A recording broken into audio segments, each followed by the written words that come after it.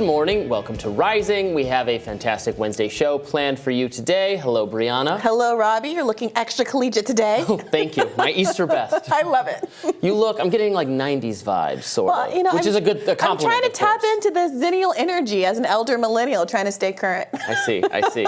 All right, what are we talking about today? Well, the White House says the flying objects shot down by U.S. military jets over the past week are most likely balloons. However, a senior administration official continues to shed doubt about the U.S. and Canada and whether or not they will be able to positively identify the aerial phenomenon via recovered debris, blaming weather conditions.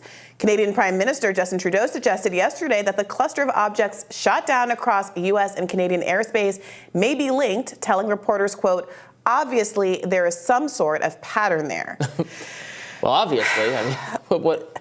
I mean, the pattern might be, and I was listening to some reporting, I think maybe at New York Times this morning, asking whether or not part of the issue is that after you saw the first unidentified flying object, the United States basically fine-tuned its radar such that it's more expansive. So the pattern is they're looking harder. Right. They're looking harder and at smaller things that ordinarily would have gone under the proverbial literal radar. Which is a serial issue for journalists struggle with this. They're like, oh, there's more of X phenomenon. And if you look, well, X phenomenon is being counted and cataloged much more expertly than it was last year, so it looks like it's getting worse or more prevalent when really we're just paying more attention to it. This is true of so many things. I've ranted about how this is true of hate crime reporting, when all the charts that I was, there was more hate crimes this year. Well, that agency didn't report any data on hate crimes last year, so of course there are more. There appears to be more this year.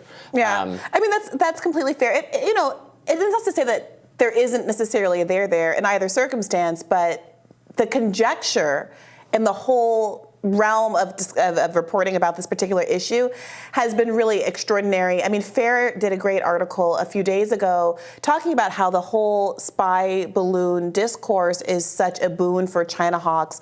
There has been so much description of what these things are, that calling them immediately Chinese spy balloons without any attribution, just kind of breathless conversation about how they are both a threat and why we need to boost our military funding, et cetera, against China. Without any real explanation of what they're actually doing. They don't even know what they are. Yeah.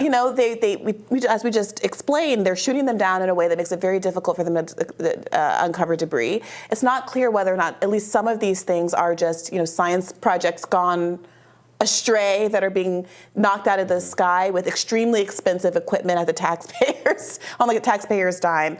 But so much of the media coverage has run with the explanations that have been offered forth by either unnamed sources or military-aligned sources that have every interest in using these kinds of moments as an excuse to gin up antagonism with China. And the other things being shot down are not necessarily of Chinese origin at all. Right. They could be, it is easy to craft this kind of floating in the sky thing. This could be like, these are homemade weather balloons, or like you said, science experiments being shot down at tremendous cost to ultimately the U.S. taxpayer. So I think there is a little bit of alarmism on this going on at this point, honestly. Yeah, and look, it is a perfect story because they can simultaneously say this isn't a really significant threat. Don't worry, this isn't something you need to do duck and cover drills over. At the same time that it can be used to justify spending increases and dominate the news cycle when other things that are more painful for the government to explain, like these derailments, which, as I talk about on my radar, I'll talk about on my radar later today, have so much to do with regulatory choices and lobbying efforts by the railroad industry that have directly led to the disaster that is unfolding in East Palestine. Well, as Americans' unanswered questions over the origins of the flying objects continue to mount, the Biden administration is convening a team expected to study airborne objects and the potential security and safety risks that they pose. The new group would be a collaboration between the Pentagon, the Federal Aviation Administration, the Department of Homeland Security, and other government agencies. Those do such a good job of investigating themselves and other phenomena. Meanwhile, White House Press Secretary Jean-Pierre is facing mockery over comments she made at yesterday's briefing. Let's watch. Where the president's communications are concerned, and I'm asking you because you work on his communications team and you're a professional communicator, there is obviously a variety of settings the president can employ: set pieces, impromptu remarks, teleprompter, no teleprompter, etc., etc. Is it the view of the president's communications team that he is equally adept in all settings in terms of communications, or are there some that play to greater strengths, some where he probably isn't as strong, etc.? I will tell you this, the president is the best communicator that we have in the White House. I mean, that might be true. I guess so. I mean, honestly, I will say, I'll give Joe Biden this. I mean, look at the performance that he had during the State of the Union just a week or so ago. You know, there was this unscripted moment, to the extent that the reporter is trying to get her to admit that he's not as good off teleprompter. We actually saw the opposite was true. When he was faced with the kind of heckling and jeering from the crowd over his claim that some Republicans have gone after Social Security and Medicare and tried to defund those programs, you know, he said, look, if you're telling me that that's not true, and we all agree in this room that we have to protect Social Security and Medicare, great, let's stand up and clap for Social Security and Medicare, and basically flipped the script and forced the whole bipartisan Congress to agree with the idea that we're going to protect these programs. So he has the ability to be very good off script. He also has the ability to go on a lark off script and start talking about how black kids at the swimming pool in his youth like to pet his blonde leg hairs, and that's a whole other story. But, you know, I don't know exactly. That's a real one. Google it. Right. You know, so, you know, I don't know exactly who's in the communications team. There might be a better communicator here and there. But, you know, it's not completely unreasonable to point out that Biden is where he is, I think, for a reason. And some of that reason is his communication skills. Biden be his own press secretary.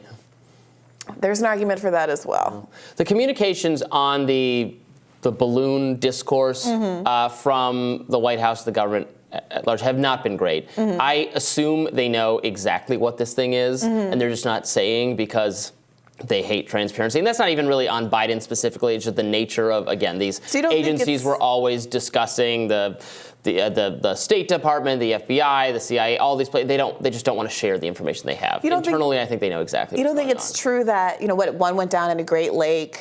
You know, they keep going down in bodies of water. Well, they say they're shooting them down over bodies of water so that there's no concern that they hurt someone or hit a car or a building or something, which may have some validity, but also they don't want you to pick up the pieces. Right.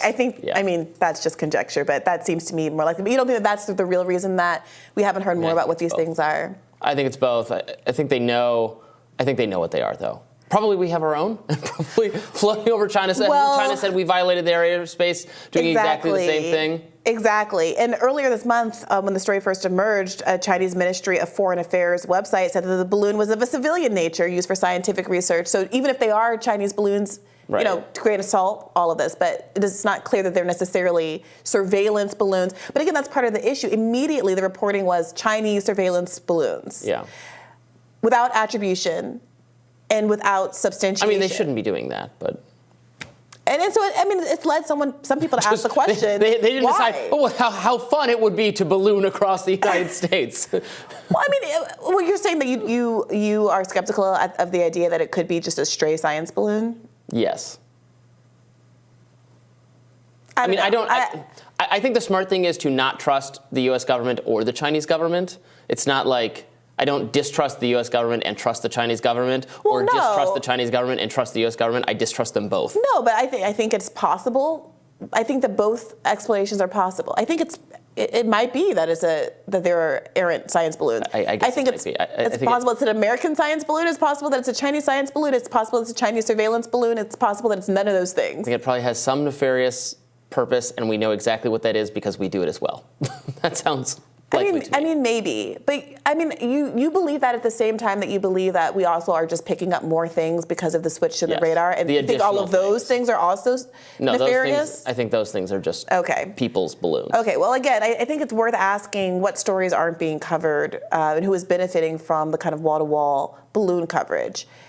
At a time when, I'm sorry, it's not just the Ohio train derailment. There's a second train derailment, and there are ongoing water crises all over the country, even absent the chemical spill that's happened as a consequence of these trains. So, you know, I think that when Media Matters and FAIR and organizations like this do reporting about the imbalances in the news cycle, it's worth noting what it isn't being talked about at the same time as we notice. Oh, no disagreement on that. The way the balloon story just totally consumed the media for days was really was something to behold. There are other things definitely to cover, and we're going to be covering some of those on the show today. So stay tuned for that, and Briahna's Radar will be up next.